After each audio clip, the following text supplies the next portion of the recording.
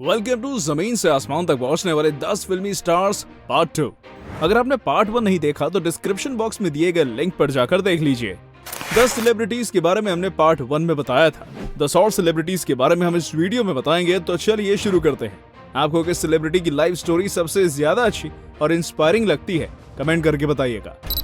आयुष्मान को चंडीगढ़ के इस मुंडे ने 4 साल की उम्र में तेजाब फिल्म देखने के बाद डिसाइड कर लिया था कि उन्हें एक्टर बनना है। शुरू में उनके सब घर वाले उनका मजाक बनाते थे। उनकी सबसे पहली नौकरी एक रेडियो जॉकी की थी। 2002 में उन्होंने VTV के शो पॉपस्टार में हिस्सा लिया। 2004 में MTV का शो रोडी सीजन 2 जीता। इसके बाद कुछ टीवी सीरियल्स जैसे कि कयामत, एक थी राजकुमारी में काम किया। काफी सारे शो जैसे कि फुली फालतू movies, Chak De India, India's got talent, music का महामुकाबला होस्ट किया। बहुत लंबे संघर्ष के बाद 2012 में उनकी पहली फिल्म विकी डोनर आई। फिल्म सफल रही और बॉलीवुड में आयुष्मान को पहचान और काम दोनों मिल गए। पिछले 10 साल में आयुष्मान एक से बढ़कर एक अच्छी फिल्मों से दर्शकों का मनोरंजन करते आ रहे हैं। उन्हें फिल्मों में एक्टिंग के साथ साथ गाने के लिए भी अवार्ड मिल चुका है। नंबर 9, स्मृति ईरानी मल्होत्रा।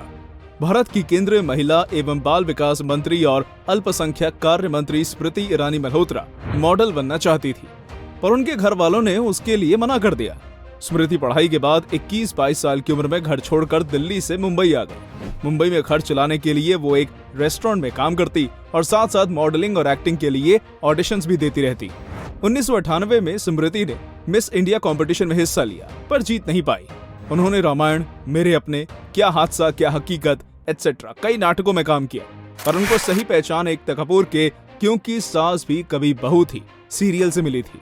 इसके लिए स्मृति को 9 अवार्ड मिले थे और ये सीरियल जुलाई 2000 से नवंबर 2008 तक चला था।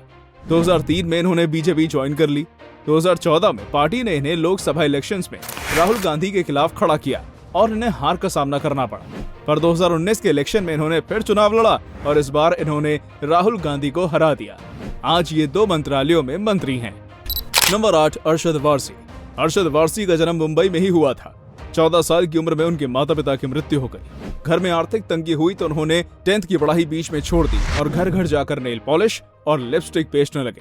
कुछ वक्त के बाद उन्होंने एक फोटो लैब में काम करना शुरू किया। वहां पर उन्हें डांस में इंटरेस्ट आने लगा तो उन्होंने काम के साथ डांस सीखना भी शुरू कर दिया। इसके बाद इन्होंने बड़े बड़े डांस कॉम्पिटिशन्स में हिस्सा लिया, खुद की डांस अकेडमी स्टार्ट कर दी, कोरियोग्राफी भी करने लगे। 1993 में इन्हें रूप की रानी चोरों का राजा फिल्म के टाइटल सॉन्ग में कोरियोग्राफी करने का मौका मिला। गाना हिट हुआ और अरशद का काम काफी पसंद किया गया। इनको महेश भट्ट के साथ कई फिल्मों में असिस्टेंट बनने का मौका भी मिला। जया बच्चन ने तेरे मेरे सपने में लीड रोल दिया, फिल्म हिट हुई और अरशद की डांस के साथ एक्टिंग की दुकान भी चल पड़ी। मुन्ना भाई MBBS, टोटल धमाल जैसी कई फिल्मों में अपने अभिनय से अपने फैंस को खुश किया है। इरफान खान। आंखों से अभिनय करने वाले जयपुर के इरफान खान क्रिकेटर बनना चाहते थे, पर घर वालों ने मना कर दिया। ग्रेजुएशन करते हुए इनकी मुलाकात NSD के किसी व्यक्ति से हुई तो इन्होंने भी NSD में एडमिशन ले लिया। उसी दौरान इनके पिता की मृत्यु हो गई और इनको घर से मिलने वाला खर्च बंद हो गया। ऐसे समय में उनकी मदद साथ पढ़ने वाली सुतापा ने की, जो बाद में उनकी पत्नी बनी। मुंबई आने के काफी दिनों बाद उन्हें टीवी पर काम मिला। उन्होंने चाणक्य, भारत एक खोज और चंद्रकांता जैसे नाटकों में अपने बेहतरीन अभिनय का परिचय दिया। 1988 में आई सलाम बॉम्बे उनकी पहली फिल्म थी, जिसमें उनका रोल सिर्फ 1 मिनट का था। उसके बाद उनकी अगली फिल्म हासिल 2003 में आई। उसके ठीक बाद मकबूल। इन दोनों फिल्मों से उन्हें वो शोहरत मिली जिसके वो हकदार थे। इसके बाद इन्होंने कभी पीछे मुड़कर नहीं देखा।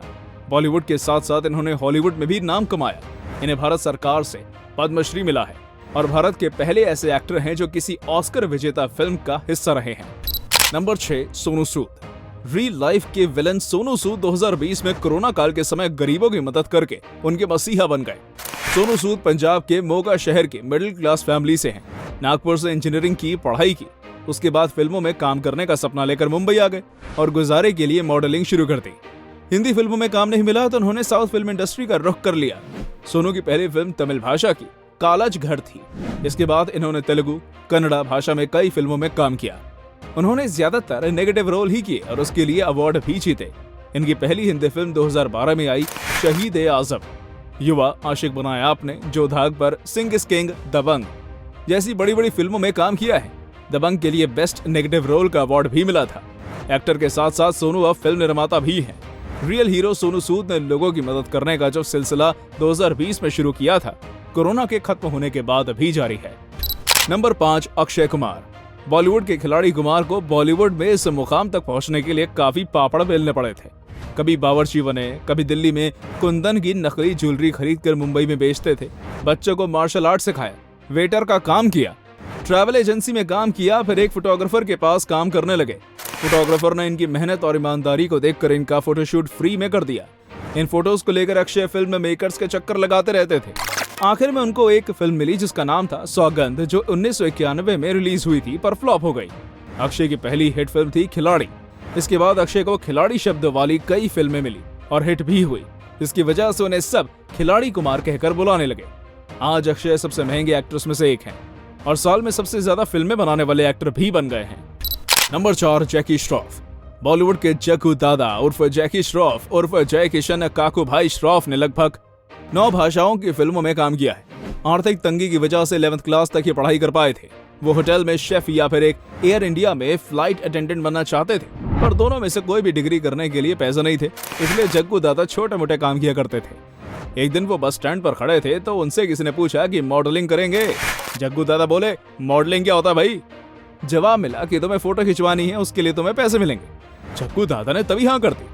उनका पहले दिन की शूट के 7,000 रुपए मिले थे, जो उनकी पहले वाली सैलरी से बहुत ज्यादा था। मॉडलिंग से उन्हें फिल्मों में काम मिला। उनकी पहली फिल्म स्वामी दादा थी, पर उन्हें पहचान हीरो फिल्म से मिली। उनका नाम जय किशन से जैगी सुभाष घई ने रखा था।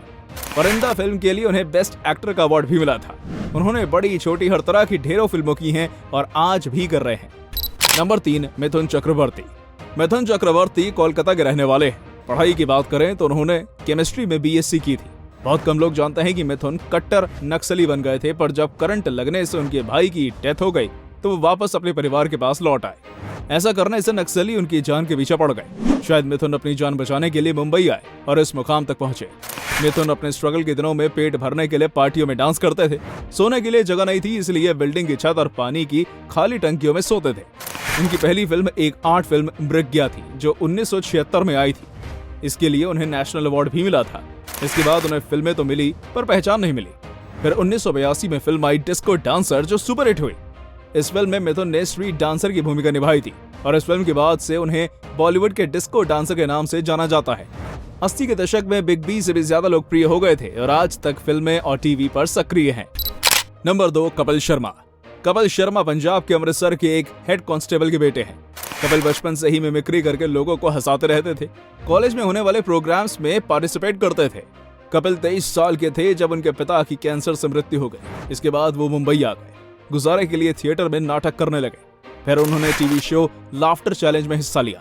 शो में जीतने पर उन्हें 10 लाख रुपए का इनाम मिला। इस रकम से कपिल ने अपनी बहन की शादी धूमधाम से की। इसके बाद कपिल ने कॉमेडी सर्कस के कई सीजन जीते। कॉमेडी नाइट्स विद कपिल के बाद तो वो कॉमेडी किंग बन गए। उन्होंने 2 फिल्में भी की पर ज्यादा चल नहीं पाई। बीच में थोड़ा बुरा दौर भी आया, पर कपिल द कपिल शर्मा शो से धमाकेदार वापसी की और इस शो को दुनिया भर में फेमस कर दिया।